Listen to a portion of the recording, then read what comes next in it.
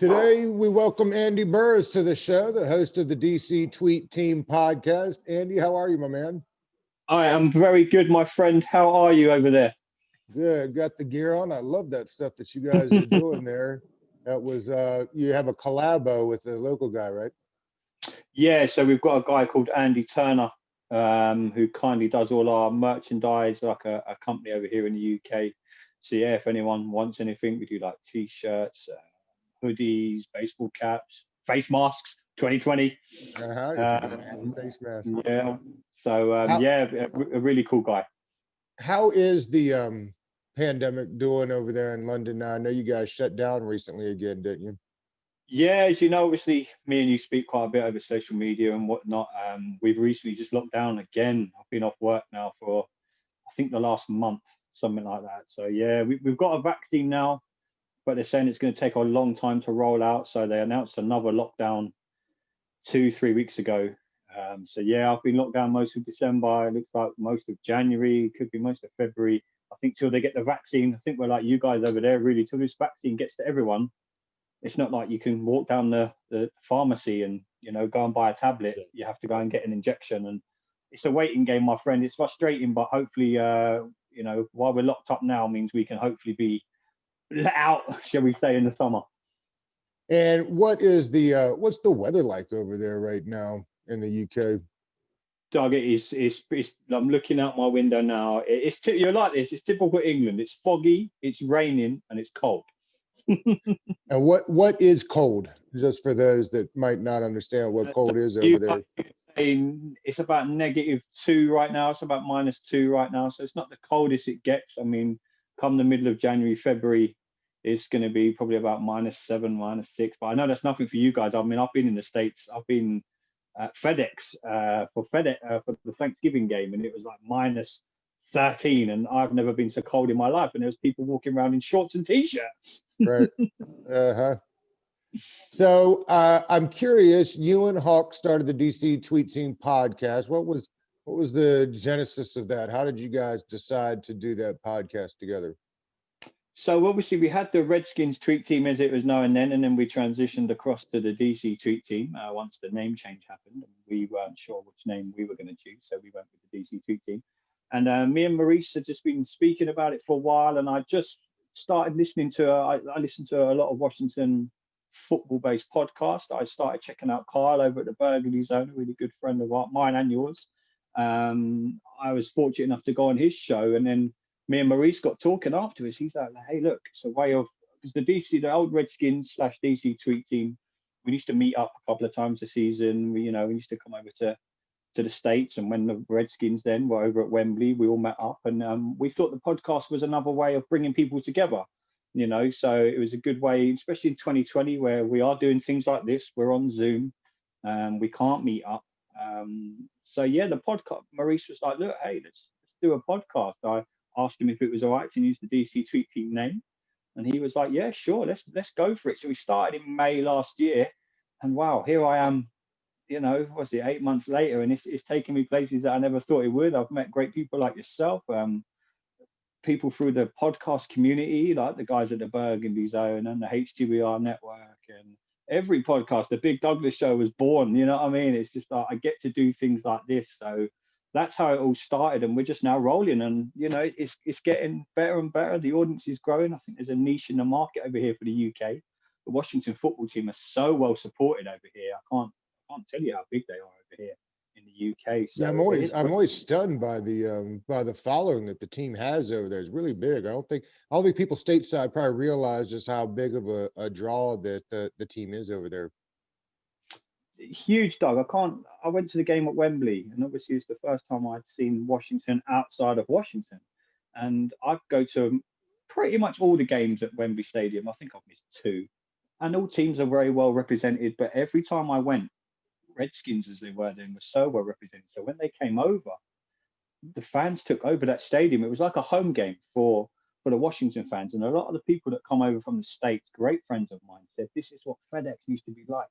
Every single week, Wembley Stadium holds 80,000. I'm not saying that all 80,000 were Washington fans, but a good 70% were Washington fans. And it was that home. if you listen to interviews, if you go back on YouTube and listen to like the coaching staff and the players get interviewed from that day, they said it was like a home game. It was like a Super Bowl.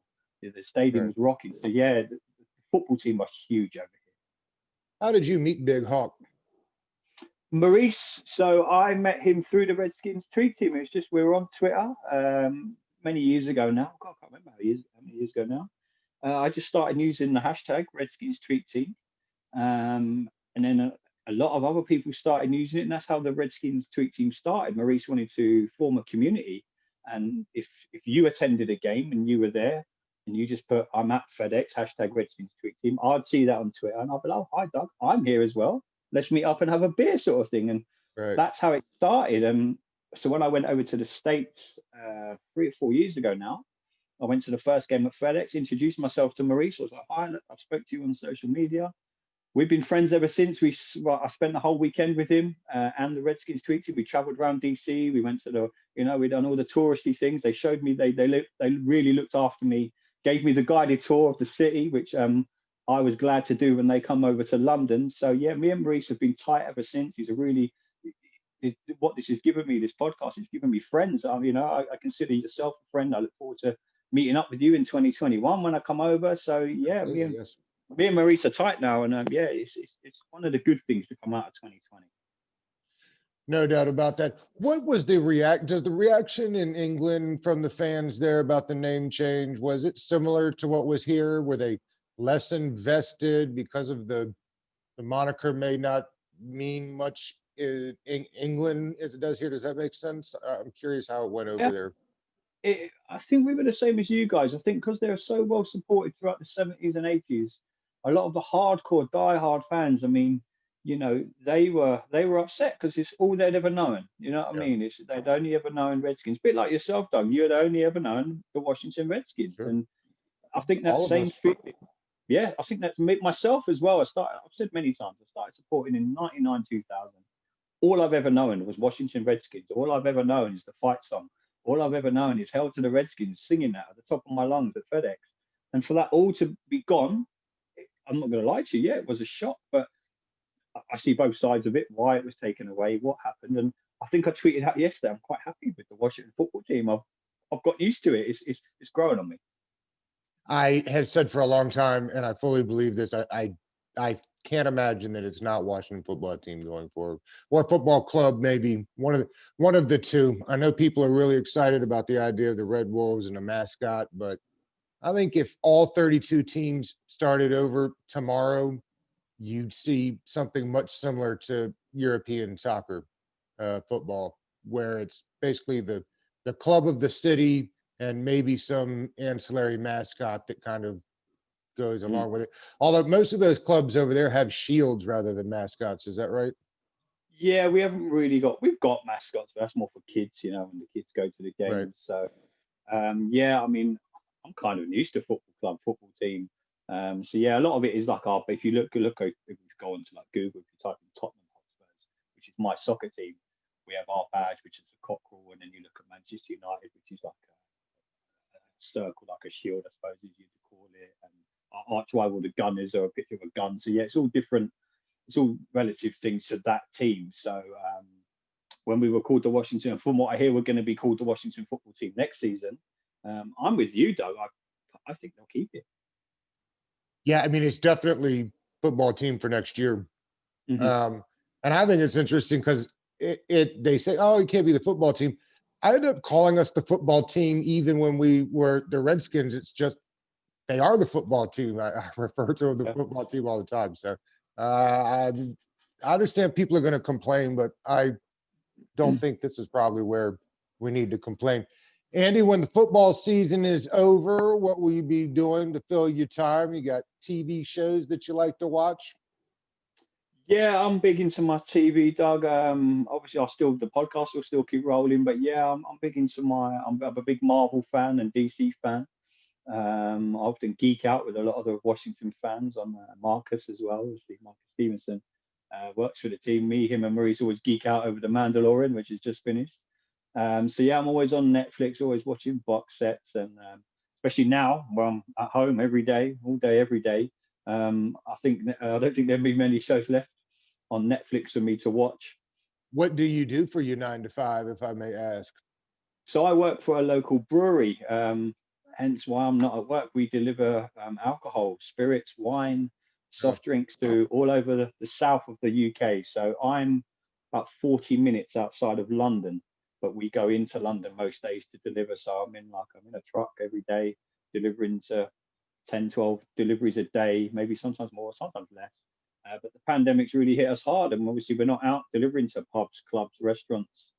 So my industry is, it's a big industry. You think how big London is, and delivering to that every day, it's taken a huge hit. But yeah, my 9 to 5 is, I'm out delivering. I'm providing the alcohol, so they're drinking it for once.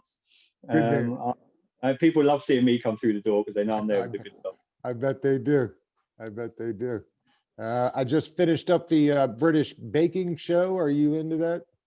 The Great British Bake Off. I'm not, but I know it is so big over here. It So is. many, and I know it's huge over there. You're about the fifth person that said to me, "Andy, I love the Great British Bake Off," Yeah. and I'm like, even I don't watch the Great British Bake Off, and these Americans are telling me about it. I'm like, you need to tell me because I don't watch it. I'm not a massive into my cooking, but I understand the show is humongous in the It's highly entertaining. States. I can't. Just because you said that, after this, I'm going to maybe go and watch an episode. There you go. Won't be disappointed, I promise. Besides, the desserts are incredible looking. All right, we have a football game on Sunday, Andy. It has been a wild ride, to say the least, this season. Let's take the Dwayne Haskins releasing out of it. What has been the biggest surprise for you this season? The improvements come quicker than I thought it would, to be honest. If you look back this time last year, Doug, if me and you had sat down and done this podcast, we won 3 games. Bruce Allen had just been fired. I think that was the anniversary, shall we say. It was yesterday. Oh, The team name was, no one knew what was going on. Jay Gruden had just been fired. Ron Rivera was scouted to be coming in. And if you fast forward now 12 months, for all the bad things that 2020 has given us, it's given us a good football team. It's given us something to look forward to. You know what I mean? You look at the infrastructure now in our football team. They use that word culture, and it's kind of becoming cliche, but it really is changing in DC, and it's noticeable as well with Ron Rivera, Jason Wright, Judy Donaldson, everyone else. So I think they've given us fresh hope. It's been doom and gloom for many, many years supporting the Washington football team. You know more than anyone. You know what I mean? We haven't had much to. So going into this Sunday, win, lose, or whatever happens, I think we have improved. And I think the future is very, very bright under Ron Rivera. I hope outside influences don't screw it up, shall we say. I hope they let the man do his job. well, I think we can know, if nothing else, the releasing of Dwayne Haskins firmly puts Ron Rivera in the driver's seat with full control. I don't think any of his predecessors would have had this opportunity or ability. So, if nothing else, we know that the man has all the power that he expected to have when he Mm. took the job. I think it surprised a lot of us. We all thought, the Dan Snyder, the owner that you've known, that I've known since he took over the year I started supporting, Okay. 2000, I think he started the team. So he's always been known for interfering. And I think now, finally, the penny has dropped with him. He has to take a back seat. He has to if this franchise, his organization wants to get better, he has to take a back seat. Yeah, always have a say. It's your team. You own the team. If I own something, I'm always going to have an opinion. You ask me an opinion on the DC Tweet Team podcast, I'm going to have an opinion. Maurice runs the DC Tweet Team, but I will have an opinion, not comparing the scale of things. So I think we're now at the stage where we're finally realizing, hey, look, let's let him football, let me business. Let's separate them. And Jason Wright's that middleman between both. He played football, and he's a businessman. So there's that go between, which I don't think we've had in the past. I think, you look at people like Bruce Allen, and, he's been pally with Dan Snyder. I think Jason Wright knows where the line is. He'll never cross it, but he can bounce between football and business, which I think is what the organization has needed for a long time. And I'm really glad we've got it. Are you still wearing the old gear, or where do you stand on that? Have you retired the old Indian head logo stuff? Are you I've still slowly trying to phase it out? How does that work for you? I've I've got a lot of Redskins jerseys, baseball caps, hats, gloves, scarves. I've got a lot of. If I look over the summer, I've got my Robert Griffin model sitting over there. So I've got a lot of merchandise. I'll always wear it with pride. I have bought the odd Washington football team. I've got the salute to service gear. I think it's okay. They're slowly rolling out decent gear as the name progresses, and the team gets bigger and bigger as the Washington football team. I think they'll bring more stuff out. But yeah, I still wear my gear with pride. I have a literally, you can't see where I'm sitting now. There's a house dead opposite me.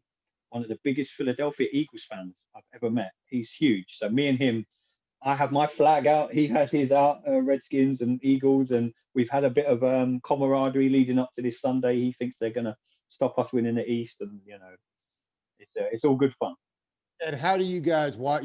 I know you can watch the games in live time over there, right? How are you watching those? Is that Sky Network? Yeah, so we have Sky TV, we have the NFL network on there. I have lucky enough to have an Amazon Fire Stick, so let's just say I can get games on there. So I watch everything on there. NBC Washington. I haven't missed a game this season. I have the only thing obviously we don't get anymore is the Team 980 app, which I've been quite vocal about on social media.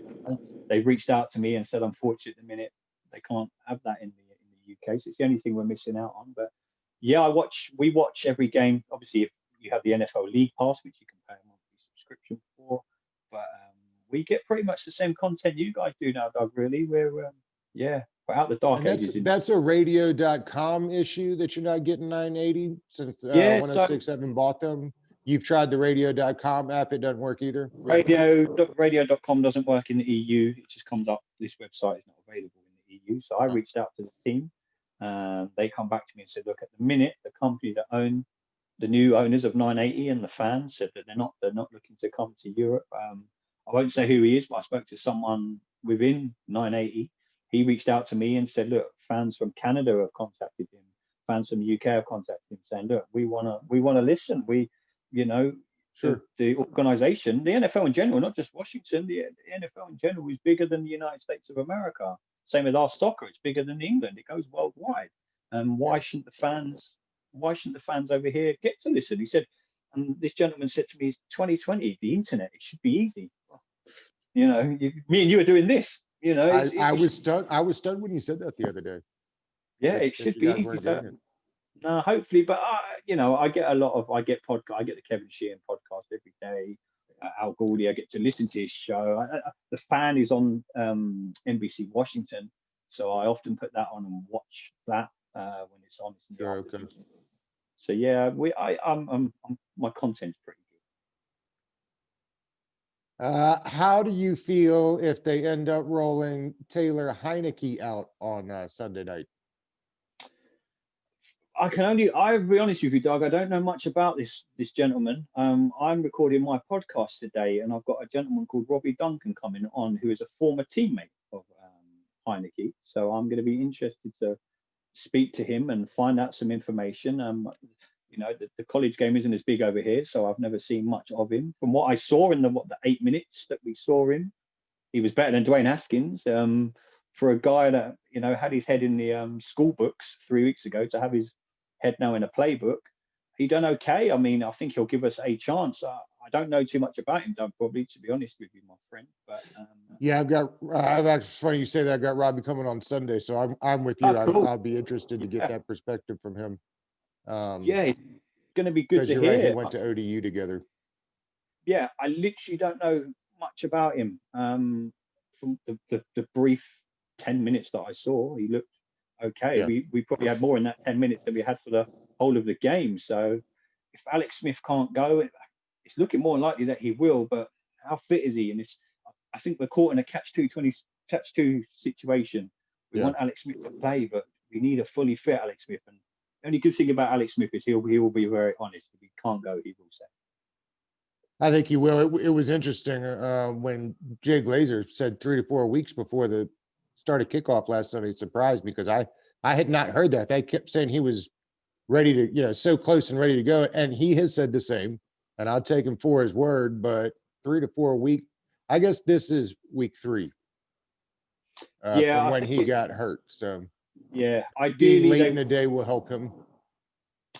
Doug, ideally we would have loved to have won last week and rested him and be ready for the play. I think that was the plan. I think win last weekend, rest Alex and everyone this weekend, go into the playoffs. Unfortunately, with hindsight, is a beautiful thing, Doug. It's, should we have started Dwayne Haskins? Probably not. But who am I to question the great man Ron Rivera? He knows better than me.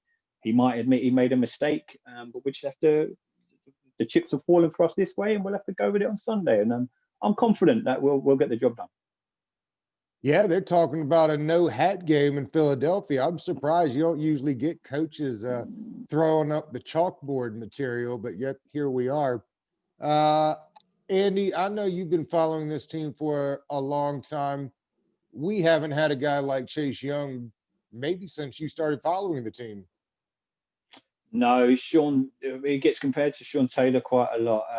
The guy is I think he's from a different mold, Doug. I think I was watching. I think I had something on NFL Network yesterday, and they said every 3 to 4 years someone will come out of college that will just blow your mind. And I think Chase Young he's gonna be that guy. Don't get me wrong. You have good people come out of college, but to be the elite level that he is already in season 1, and a captain of the football team just proves how far this young man is going to go in this game. He's already very influential. You've only got to look at him on the sidelines, the bits you see off the field at practice. He's a motivator. He's one of them guys that he's Ron Rivera's mouthpiece, but on the field. He Ron Rivera. He epitomizes running through a brick wall. Chase Young, you'd do that for Chase Young, and you'll go with him and do that. He's incredible. He's one of the first guys I can remember, particularly on defense, that we've had that can win a game by himself. Mm-hmm. I mean, he did as much as he could in that Carolina game to win that thing by himself. It was incredible. They were a fumble touchdown away from really being in that thing. Yeah, we were. He's one of these guys that will get the team and carry them on his back, and the fact that he's doing that in season 1, year 1 of in the NFL, the sky's the limit for this young man. And unlike, and I'm not going to harp back to him too much, but unlike Dwayne Haskins, Chase Young wants to be a footballer first and famous second. Dwayne Haskins wanted to be famous first and a footballer second. Instagram, Twitter, you don't see Chase Young posting videos with Antonio Brown on social media in June. Yeah. It's the difference between it, and a lot of people, it's hard to know this, and it's what scouts get paid a lot of money for. It's hard to be really excellent at something just because you're excellent at it. If you don't love it, really love it, those guys don't usually pan out. And to your point, there's no need in piling on the quarterback, but I do think that was his problem here, is he's very good at football. He doesn't love football. No, he wanted it. He wanted to skip forward 5 or 6 years and have the fame and fortune and no Super Bowl rings, and without doing the work. You have to put in the work. Tom Brady didn't become Tom Brady because he was on Instagram and Twitter. Drew Brees didn't become Drew Brees because he was Drew Brees. They put their head in their playbook. They listen to their peers and the players on the team. You can guarantee, you bet your bottom dollar, Chase Young is listening to Montez Sweat. He's listening to these guys. He's listening to Ron Rivera. He's got a good head on very young shoulders. So the boy is going to do very well in this game. Real last one before we let you go, and I appreciate you getting up early with me. It's late there, or later there for you. I saw today, no team has gone a full season without scoring on their opening drive. We'll get a chance, one last chance at it. I think it's going to be one of the keys to winning this game. So tell me if you think we'll finally score on this drive, and maybe a couple of keys to getting a W here on Sunday. With the opening drive, I think even if we kicked a field goal would be nice, Doug. Just get some points on the board. You don't want to be in the record books for that one. Oh, what a record. That'll be a quiz. Me and you will be sitting down in 10, 15 years, hopefully. Obviously, we'll still be friends, and there'll be a quiz somewhere where we're like, we know the answer to this one, Doug.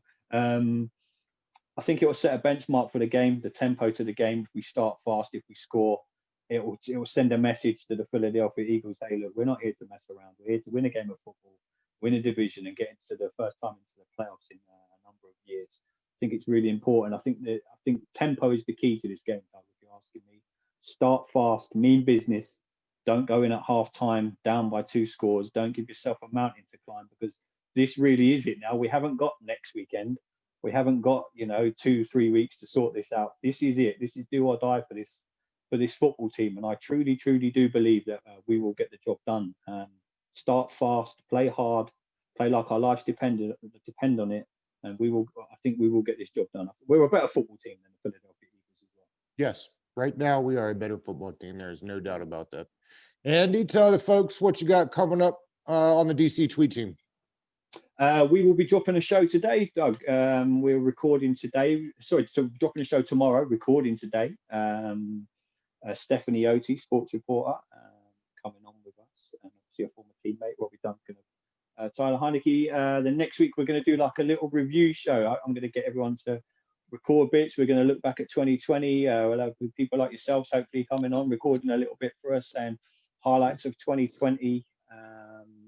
We're just going to keep rolling, my friend. Being a fan, I love doing that. I love hearing people's stories about the good old days. I haven't been fortunate enough to have Super Bowls and deep playoff runs, and I love listening. So yeah, we'll keep putting out shows Mondays, Wednesdays, and Fridays, my friend. And I'm thoroughly enjoying it. I love doing it. I love doing things like this. I love talking to people like yourself. So we'll keep going throughout the close season. Well, happy New Year's, my friend, and I appreciate you coming on as always. And we'll be looking for the podcast. Yeah, happy New Year to you, my friend. It's been a pleasure to make your acquaintance in 2020. You're killing it over there. I love watching what you do. It's some of the guests you get on are phenomenal. So happy New Year to you, my friend. I wish you all the best. Thanks, Andy. You're welcome, my friend.